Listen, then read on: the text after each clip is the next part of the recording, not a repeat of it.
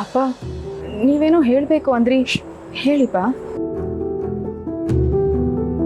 ಹೌದಮ್ಮ ಭಾವನಾ, ಒಂದು ಮುಖ್ಯವಾದ ವಿಷಯ ನಿನಗೆ ಹೇಳಬೇಕಿತ್ತು.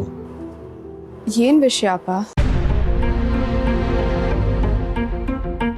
ಅದನ್ನ ಹೇಗೆ ಹೇಳಬೇಕು ಅಂತಾನೆ ಬಾಯಿ ಬರ್ತಾ ಇಲ್ಲ ಭಾವನಾ. ನಮ್ಮ ವೆಂಕಿ ಕಾಣಿಸ್ತಿಲ್ವಂತಮ್ಮ.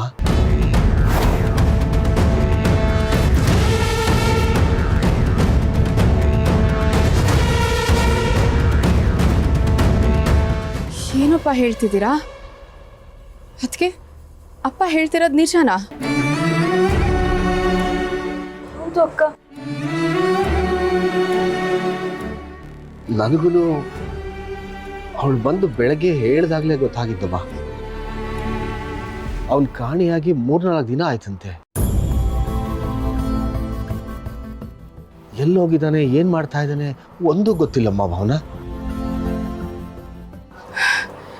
ಏನದ್ಕೆ ಇದು? 2-3 ದಿನದಿಂದ ಕಾಣಿಸ್ತಿಲ್ಲ ಅಂತ ಹೇಳ್ತಿದ್ದಾರೆ. ನೀವ್ಯಾಕೆ ಇವಾಗ ಹೇಳ್ತಿದ್ದೀರಾ? ಇಲ್ಲ ಅಕ್ಕ, ಅವತ್ತು ಹೇಳುಮ ಅಂತಾನೆ ಮನೆ ಹತ್ರ ಬಂದೆ. ಆದ್ರೆ ಅವತ್ತು ಜಾನು ಅಕ್ಕೋರ್ ವಿಷಯಕ್ಕೆ ಎಲ್ರೂ ಸಾನೆ ಬೇಜಾರಾಗಿದ್ರಿ. ಆ ಸಮಯದಾಗ ಈ ವಿಷಯ ಹೇಳೋ ಸರಿ ಇರಕ್ಕಿಲ್ಲ ಅಂತ ವಾಪಸ್ ಹೊಂಟೋದೆ. ಪಾಪ ಅಣ್ಣ ಎಲ್ಲಿದ್ದಾನೋ ಏನು. ಅಪ್ಪ ನನಗೂ ತುಂಬಾ ಭಯ ಆಗ್ತಿದೆ. ಮಾವ ನಮಸ್ಕಾರ. ನಮಸ್ಕಾರ ಮಾವ.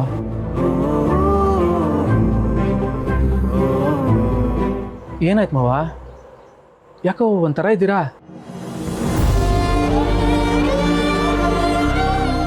ಏನಾಯ್ತಂತ ಹೇಳಿ ಮಾವ. ಅಳಿಯಂದ್ರೆ ಒಂದು 3-4 ದಿನದಿಂದ ನಮ್ಮ ವೆಂಕಿ ಕಾಣೆ ಆಗಿದ್ದಾನೆ. ಎಲ್ಲೋಗಿದ್ದಾನೆ, ಏನ್ ಮಾಡ್ತೀಯಾನೆ ಒಂದೂ ಗೊತ್ತಿಲ್ಲ. ಏನು ಹೇಳ್ತಿದ್ರ ಮಾವ? ವೆಂಕಣ್ಣ ಕಾಣಿಸಿಲ್ವೇ? ನನಗೂ ಇವತ್ತು ಬೆಳಗ್ಗೆನೆ ಗೊತ್ತಾಗಿದ್ದು. ಅದಕ್ಕೆ ನಿಮ್ಮ ತಂದೆಯವ್ರ ಜೊತೆ ಮಾತಾಡಿದ್ರೆ ಏನಾದರೂ ಹುಡುಕಿಸ್ಕೊಳ್ಬೋದು, ಕೇಳೋಣ ಅಂತ ಬಂದ್ವಿ. ಓ, ಅಪ್ಪಾಜಿ ಯಾವುದೋ ಪಾರ್ಟಿ ಮೀಟಿಂಗ್ ಇದೆ ಅಂತ ಆಚೆ ಹೋಗೋರೆ. ನೀವೇನು ತಲೆ ಕೆಡಿಸ್ಕೊಬಿಡಿ. ಮನೇಲಿ ಅಣ್ಣ ಅವನ್ನ ಕರಿತೀನಿ. ಈ ವಿಷಯ ಅವನ ಹತ್ರ ಹೇಳಿ ನಾವೇನಾದ್ರೂ ಒಂದು ಮಾಡ್ತೀವಿ. ಇರಿ, ಅಣ್ಣನ ಕರೆದ್ಬಿಡ್ತೀನಿ.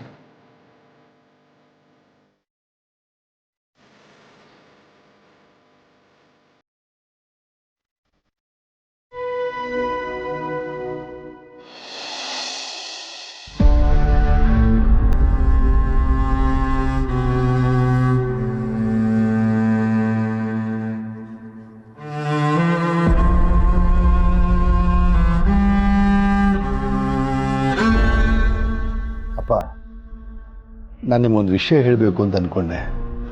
ಮೊನ್ನೆ ನಾನು ಚೆನ್ನೈಗೆ ಹೋಗಿದ್ದಾಗ ಒಂದು ಹುಡುಗಿ ನನ್ನ ಪ್ರಾಣ ಕಾಪಾಡಿದ್ಲು. ಭಾಳ ಚಿಕ್ಕ ವಯಸ್ಸು. ಅಪ್ಪ ಅಮ್ಮ ಯಾರೂ ಇಲ್ವಂತೆ, ಮದುವೆ ಆಗಿದೆ, ಗಂಡ ಜೊತೆಗಿಲ್ವಂತೆ. ಮನನೊಂದು ಆತ್ಮಹತ್ಯೆ ಮಾಡ್ಕೊಳಕ್ಕೆ ಬಂದಿದ್ಲು. ಆಕೆನ ಒಂಟಿಯಾಗಿ ಅಲ್ಲೇ ಬಿಟ್ಟು ಬಂದರೆ ಆತ್ಮಹತ್ಯೆ ಮಾಡ್ಕೋಬೋದು ಅಂತ ನನ್ನ ಜೊತೆಲಿ ಇಲ್ಲಿಗೆ ಕರ್ಕೊಂಬಂದೆ. ಔಟ್ ಹೌಸ್ನಲ್ಲಿದ್ದಾಳೆ.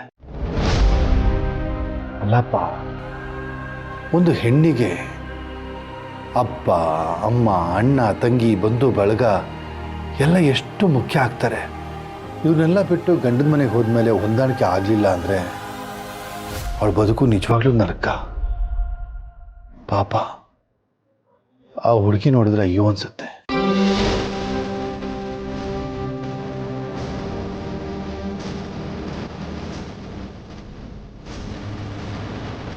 ತಲೆ ಮೇಲೆ ಒಂದು ಸೂ ಇಲ್ಲ, ಸ್ವಂತ ಮನೆ ಇಲ್ಲ. ಇಂಥ ಬಿಕಾರಿನ ಮದ್ವೆ ಆಗಿ ಬಂದು ನಾನು ಮದ್ವೆ ಆಗಿದ್ದೀನಿ, ಪ್ರೀತಿ ಮಾಡಿದ್ದೀನಿ ಅಂತ ಹೇಳ್ತಿದ್ಯಾ? ಅವನೊಂದು ಒಂದು ಆಚೆ ಡಬ್ಲ.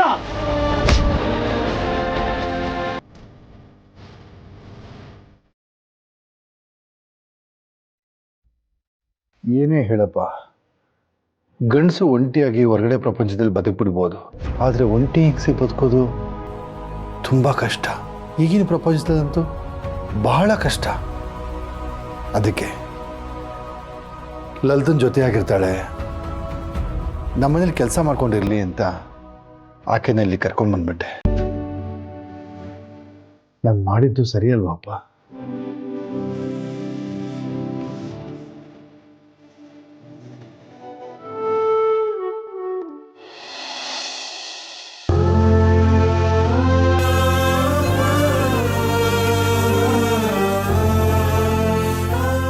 ಅತ್ತೆ,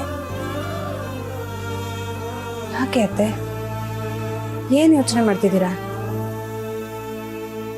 ಯೋಚನೆ ಮಾಡದೆ ಇನ್ನೇನ್ ಮಾಡ್ಲಿ ವೀಣಾ?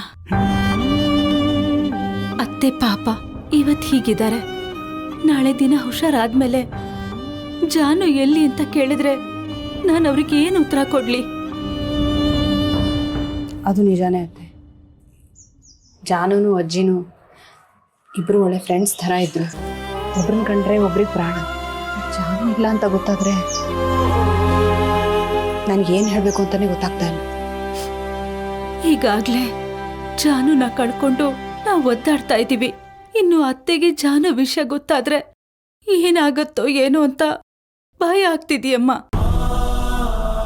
ಮಕ್ಕಳಾಗೋವರೆಗೂ ಮಕ್ಕಳು ಬೇಕು ಅಂತೀವಿ.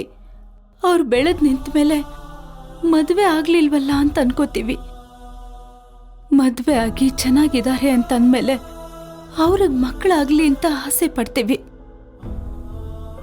ನಮ್ಗೆಲ್ಲ ಒಳ್ಳೇದಾಗೋ ಸಮಯದಲ್ಲಿ ಆ ದೇವ್ರು ಎಲ್ಲಾನು ಕಿತ್ಕೊಂಡ್ಬಿಟ್ನಲ್ಲ ವೀಣಾ. ನನಗೂ ಅತ್ತೆ ತರನೇ ಆಗ್ಬಿಟ್ಟಿದ್ರೆ ಚೆನ್ನಾಗಿರ್ತಿತ್ತು. ಇದ್ಯಾವುದನ್ನು ನೋಡೋ ದುರಾದೃಷ್ಟನೇ ಇರ್ತಿರ್ಲಿಲ್ಲ. ಅತ್ತೆ, ಏನು ಮಾತು ಅಂತ ಆಡ್ತೀರಾ ಅತ್ತೆ? ಈ ರೀತಿಯಲ್ಲಿ ನೀವು ಯೋಚನೆ ಮಾಡಿದ್ರೆ ನಿಮ್ಮ ಆರೋಗ್ಯನೂ ಹಾಳಾಗೋಗುತ್ತೆ. ಸಮಾಧಾನ ಮಾಡ್ಕೊಳ್ಳಿ.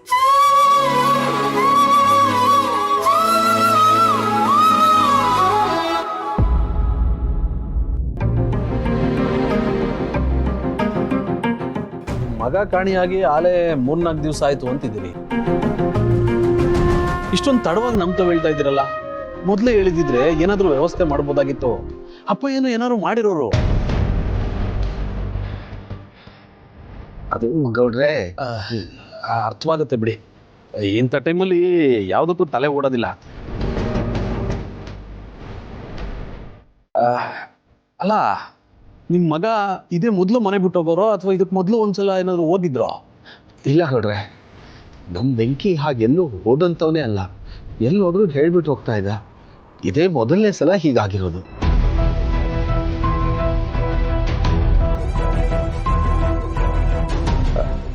ಅಲ್ಲಮ್ಮ, ಮನೇಲೇನಾದ್ರು ಜಗಳ ಗಿಗ್ಲ ಮಾಡ್ಕೊಂಡು ಮುನ್ಸ್ಕೊಂಡು ಹೋಗಿದಾರ ಹೆಂಗೆ? ಇಲ್ಲ ಅಣ್ಣ, ನಾವ್ ಯಾವತ್ತೂ ಜಗಳ ಆಡಿಲ್ಲ. ಅವ್ರು ಒಂದ್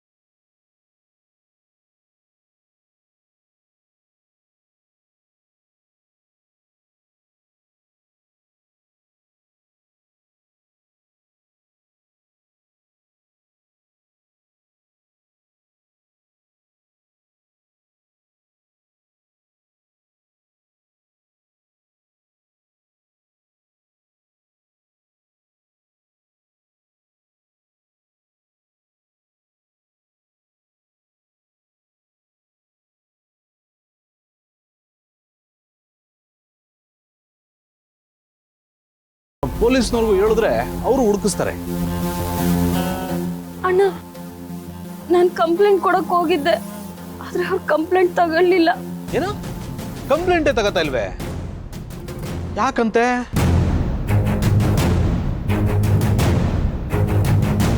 ಏನಾಗಿದ್ದು ಇರೋಬಾ, ಈಗಲೇ ಫೋನ್ ಮಾಡಿ ಕೇಳ್ತೀನಿ.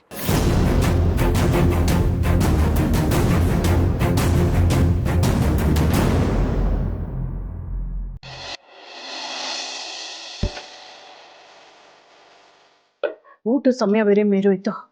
ಪಾಪ ಆ ಹುಡುಗಿ ಊಟ ಮಾಡಿದಾಳೋ ಇಲ್ವೋ? ನಮಗೆ ಸಹಾಯ ಮಾಡಿದವರು ಹಸ್ಕೊಂಡಿರ್ಬಾರ್ದು.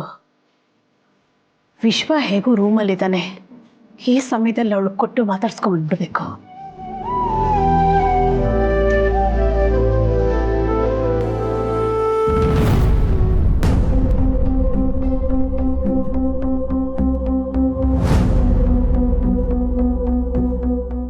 ಅಮ್ಮ, ಏನಿದು? ಯಾರಿಗೂ ಊಟ ತಗೊಂಡು ಹೋಗ್ತಿದ್ಯಾ? ಅದು ಅದು ಯಾರಿಗೂ ಇಲ್ಲ. ಅದು ಏನಿಲ್ಲ ವಿಶ್ವ. ಅಮ್ಮ, ನಾನು ಬೆಳಗ್ಗೆಯಿಂದ ನೋಡ್ತಿದ್ದೀನಿ, ನೀನೊಂಥರ ಆಡ್ತಿದ್ಯಾ. ನೀನಾಗಿಲ್ಲ. ಯಾರಿಗೆ ಊಟ ತೊಗೊಂಡೋಗ್ತಿದ್ಯಾ ಹೇಳು ನೋಡು. ಹೇಳಲಿಲ್ಲ ಅಂದ್ರೆ ನನ್ನ ಮೇಲೆ ಆಣೆ. ವಿಶ್ವ ಅದು ಏನು ಮಾಡ್ತಿದ್ದೀರಾ ಇಲ್ಲಿ? ಅಪ್ಪ, ಅಮ್ಮ ಯಾರಿಗೋ ಊಟ ತಗೊಂಡು ಹೋಗ್ತಿದ್ದಾರೆ. ಯಾರಿಗೆ ಅಂತ ಕೇಳಿದ್ರೆ ಏನೂ ಹೇಳ್ತಿಲ್ಲ. ಓ, ಅದೇನು ಅಂತ ನಾನು ನೋಡ್ಕೊಳ್ತೀನಿ, ನೀನು ಹೋಗಪ್ಪ. ಅದಲ್ಲ ಅಯ್ಯೋ, ನೀನು ಹೋಗು ಅಂತ ಹೇಳಿದ್ನಲ್ಲ, ಹೋಗು. ಲಲಿತಾ, ಯಾಕೆ ಇಷ್ಟೊಂದು ಟೆನ್ಷನ್ ಇದೆಯಾ? ಅದು ಏನಿಲ್ಲ ರೀ, ಆ ಹುಡುಗಿಗೆ ಊಟ ಕೊಡೋಣ ಅಂತ ತೊಗೊಂಡ್ಬರ್ತಿದ್ದೆ. ಅಷ್ಟರಲ್ಲಿ ವಿಶ್ವ ಎದುರುಗಡೆ ಬಂದು ಯಾರಿಗೆ ಅಂತ ಕೇಳ್ದ. ನನಗೆ ಏನು ಹೇಳಬೇಕು ಅಂತ ಗೊತ್ತಾಗದೆ ಹಾಗೆ ನಿಂತ್ಬಿಟ್ಟೆ. ಅಯ್ಯೋ, ಅದಕ್ಕೆ ಯಾಕೆ ಇಷ್ಟೊಂದು ಗಾಬರಿ ಆಗಿದ್ಯಾ? ಅವಳು ನನ್ನ ಪ್ರಾಣ ಉಳಿಸ್ತವಳು. ಮನೆ ಕರೆದು ಎಲ್ರಿಗೂ ಪರಿಚಯ ಮಾಡಿಸ್ಬೇಕು. ನೀನು ನಡ್ಕೊಳ್ತಾ ಇರೋದು ನೋಡಿದ್ರೆ ನಾನೇನೋ ತಪ್ಪು ಮಾಡಿದ್ದೀನಿ ಅನ್ನೋ ಥರ ಇದೆ. ಅಯ್ಯಯ್ಯೋ, ಹಾಗಲ್ಲ ರೀ. ನಿಮಗೆ ಆಕ್ಸಿಡೆಂಟ್ ಆಗ್ತಾ ಇದ್ದಿದ್ದ ವಿಷಯ ವಿಶ್ವನಿಗೆ ಗೊತ್ತಾದರೆ ಎಲ್ಲ ಅವ್ನು ಹೆದರ್ಕೊಂಡ್ಬಿಡ್ತಾನೋ ಅಂತ ನಾನು ಹೇಳಲಿಲ್ಲ ಅಷ್ಟೇ. ಓ, ಆಗ ಈಗ ನನಗೇನೂ ಆಗಿಲ್ವಲ್ಲ, ಗಾಬರಿ ಪಡುವಂಥದ್ದು ಏನೂ ಇಲ್ಲ. ನನ್ನ ಪ್ರಾಣ ಉಳಿಸಿದ ಹುಡುಗಿ ಬಗ್ಗೆ ವಿಶ್ವ ತಿಳ್ಕೊಳ್ಳೋದು ತಪ್ಪೇನೂ ಇಲ್ಲ. ನೀವು ಹೇಳೋದು ಸರಿನೇ. ಹಾಗಾದರೆ ನಾನು ಈಗಲೇ ಆ ಹುಡುಗಿನ ಮನೆ ಕರ್ಕೊಂಬಂದ್ಬಿಡ್ಲಾ? ಕರ್ಕೊಂಡು ಬರ್ಬೋದು, ಆದರೆ ಇವತ್ತು ಬೇಡ. ಯಾಕೆಂದರೆ ಪ್ರಯಾಣ ಮಾಡಿ ಸುಸ್ತಾಗಿರ್ತಾಳೆ. ಆಮೇಲೆ ಕರ್ಕೊಂಬಂದು ಎಲ್ರಿಗೂ ಪರಿಚಯ ಮಾಡಿಸೋಣ. ಲಲಿತಾ, ನಾನೇ ಹೋಗಿ ಅವಳು ಊಟ ಕೊಟ್ಟು ಬರ್ತೀನಿ. ನೀನು ಪರಿಚಯ ಇಲ್ಲ, ನೀನು ಊಟ ತೊಗೊಂಡೋದ್ರೆ ಅವಳು ಮುಜುಗರ ಮಾಡ್ಬೋದು. ಹಾಂ, ಸರಿ ರೀ. ನೀನು ಊಟ ಮಾಡು. ಸರಿ.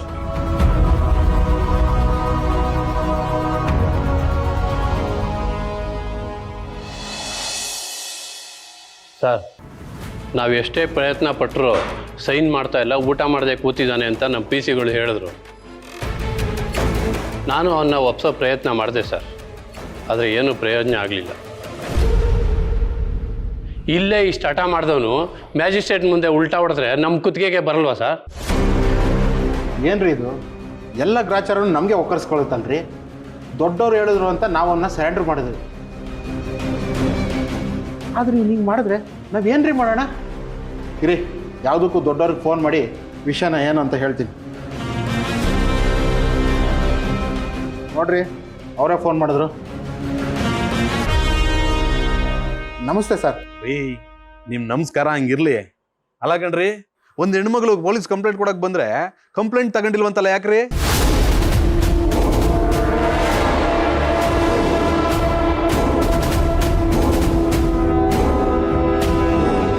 ಅಲ್ಲ ರೀ, ನಮ್ಗೆ ಗೊತ್ತಿರೋರ್ಗೆ ಹಿಂಗೆ ಮಾಡ್ತಿರಲ್ಲ, ಇನ್ನು ಸಾಮಾನ್ಯ ಜನರ ಕತೆ ಏನ್ರಿ?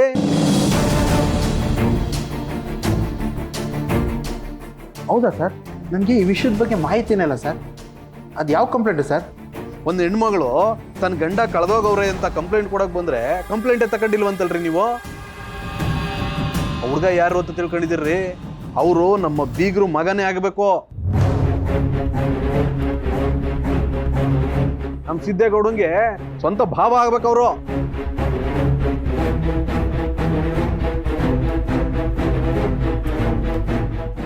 ರೀ, ಒಂದು 3-4 ದಿವಸದಲ್ಲಿ ಯಾವ್ದಾರ ಲೇಡಿ ಗಂಡ ಮಿಸ್ಸಿಂಗ್ ಅಂತ ಕಂಪ್ಲೇಂಟ್ ಕೊಡಕ್ಕೆ ಏನಾರು ಬಂದಿದ್ದೇನೆ? ಹೌದು ಸರ್, ಒಂದು ಹುಡುಗಿ ಬಂದು ಕಂಪ್ಲೇಂಟ್ ಕೊಟ್ಟಿತ್ತು.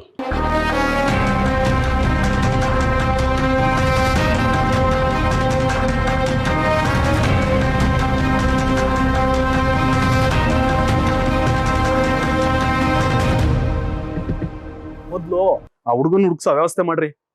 ಹಾ, ಈಗಲೇ ಫೋಟೋ ಕಳಿಸ್ತೀನಿ.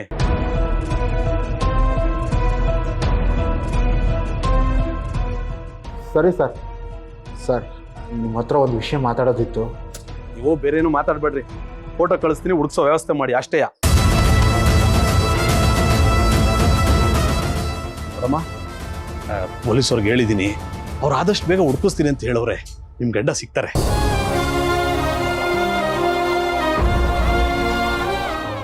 ತುಂಬಾ ಉಪಕಾರ ಆಯ್ತು ಸರ್, ತುಂಬಾ ದೊಡ್ಡ ಮಾತು. ನೀವೆಲ್ಲ ನಮ್ಮ ಮನೆಯವರು ಅಂದ್ಮೇಲೆ ಇದು ನಮ್ಮ ಕೆಲಸ ಕೂಡ, ನಮ್ ಜವಾಬ್ದಾರಿ ಅಲ್ವಿಲ್ಲ ಸಿದ್ದು? ನೀವು ಕೈಯೆಲ್ಲ ಮುಗಿಯಕ್ಕೆ ಹೋಗ್ಬೇಡಿ.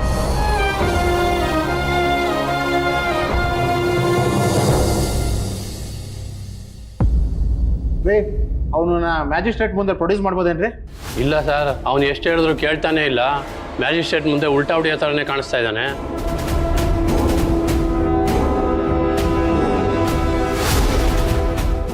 ರೀ ಈ ಫೋಟೋನ ಸರಿಯಾಗಿ ನೋಡಿ. ಇವನ್ನೆಲ್ಲರೂ ನೋಡಿದ್ದೀರಾ? ಸರ್, ಆಕ್ಸಿಡೆಂಟ್ ಕೇಸಲ್ಲಿ ಸರೆಂಡರ್ ಆಗಿರೋದು ಇವನೇ ಸರ್.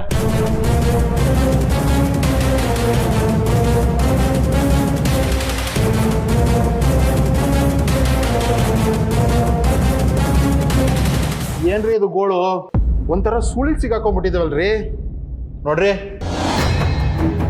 ಇವನೇ ಅವನು ಅಂತ ಎಲ್ಲೋ ಬಾಯ್ ಬಿಡಬಾರ್ದು. Okay sir.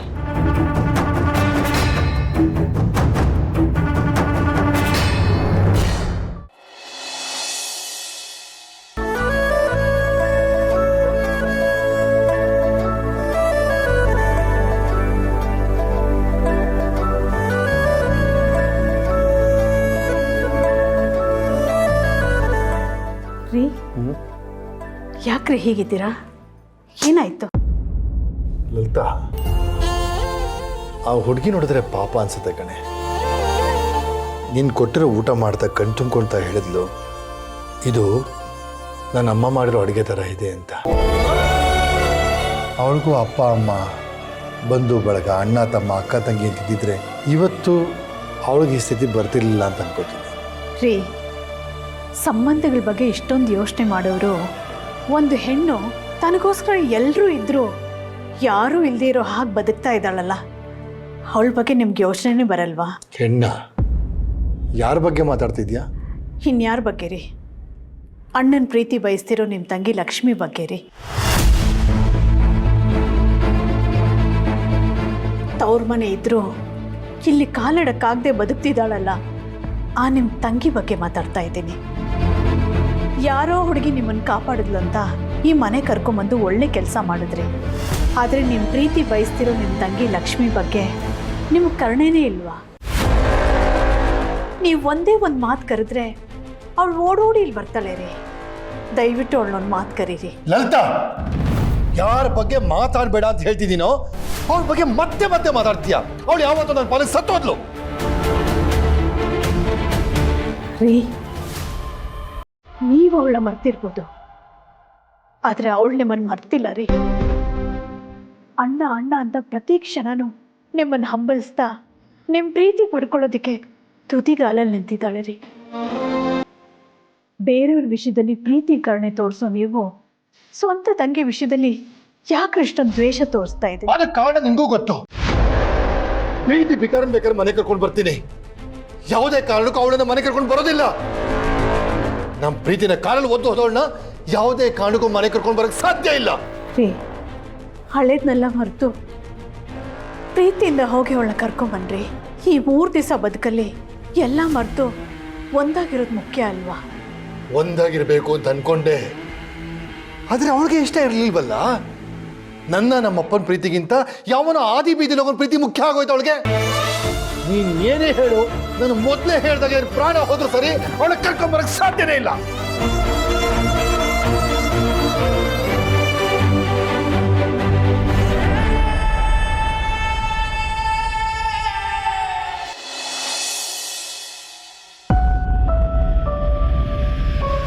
ಇಷ್ಟು ಚಿಕ್ಕ ವಯಸ್ಸಲ್ಲೇ ಎಂಥ ದೊಡ್ಡ ನಿರ್ಧಾರ ತಗೊಂಡ್ಬಿಟ್ಟೆ ಮಗಳೇ ನೀನು. ನೀನು ಇದ್ದು ಜಯಿಸ್ಬೇಕಾಗಿತ್ತು. ಆದರೆ ಇಂಥವನ ಜೊತೆ ಎಷ್ಟು ಅಂತ ಹೆಣಗೋದು ಅಂತ ನಿನ್ನ ಜೀವನ ನೀನೇ ಬಲಿ ತಗೊಂಡ್ಬಿಟ್ಟೆ. ನೀನೆಲ್ಲೇ ಇದ್ರು ನಿನ್ನ ಆತ್ಮಕ್ಕೆ ಶಾಂತಿ ಸಿಗಲಿ.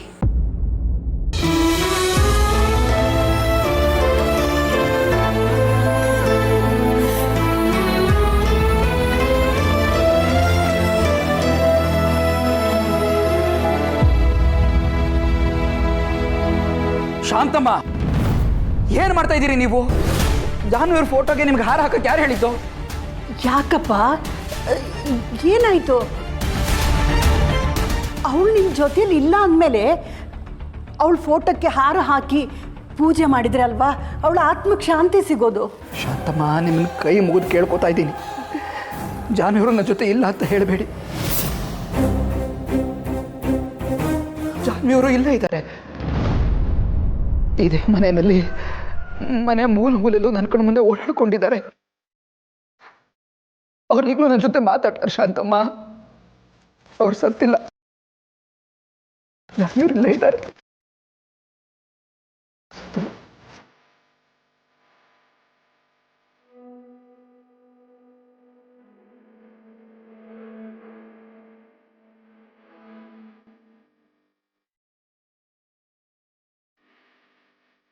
ನೋಡಿ ಶಾಂತಮ್ಮ, ಜಾನ್ ಇವರು ಬೇರೆಯವರು ಎಲ್ಲರ ಪಾಲಿಗೆ ಸತ್ತಿರ್ಬೋದು, ಆದರೆ ಈ ಜಯಂತನ ಪಾಲಿಗೆ ಅವರು ಸತ್ತಿಲ್ಲ. ನನ್ನ ಕೊನೆ ಉಸಿರಿರೋವರೆಗೂ ಅವ್ರು ನನ್ನ ಜೊತೆನೇ ಇರ್ತಾರೆ ಶಾಂತಮ್ಮ. ನನ್ನ ಕೊನೆ ಉಸಿರಿರೋವರೆಗೂ ಅವ್ರು ನನ್ನ ಜೊತೆನೇ ಇರ್ತಾರೆ, ಇಲ್ಲೇ ಶಾಶ್ವತವಾಗಿರ್ತಾರೆ. ಆದ್ದರಿಂದ ಈಗ ಅವ್ರ ಫೋಟೋಗೆ ಹಾರ ಹಾಕಿ ನನ್ನ ಪ್ರೀತಿಗೆ ಅವಮಾನ ಮಾಡಬೇಡಿ ಶಾಂತಮ್ಮ. ಅಯ್ಯಯ್ಯೋ, ಮಾಡಬೇಡಿ. ಹಾಗೆಲ್ಲ ಹೇಳಬೇಡ ಜಯಂತ್.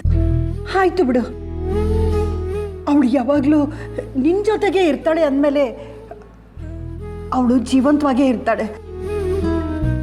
ನಾನು ಯಾವತ್ತೂ ಫೋಟೋಕ್ಕೆ ಹಾರ ಹಾಕಲ್ಲ, ಆಯಿತಾ?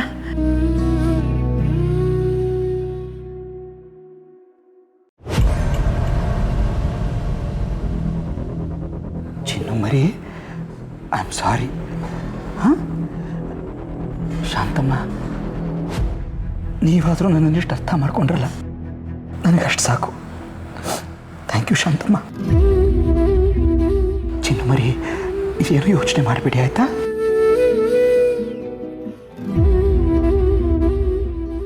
ಅಯ್ಯೋ, ಅರ್ಥ ಮಾಡ್ಕೊಳ್ಬೇಕಾದವಳೇ ನಿನ್ನ ಅರ್ಥ ಮಾಡ್ಕೊಳ್ಳಿಲ್ಲ ಅಂದಮೇಲೆ ನಾನು ಅರ್ಥ ಮಾಡ್ಕೊಂಡು ಏನು ಪ್ರಯೋಜನನಪ್ಪ?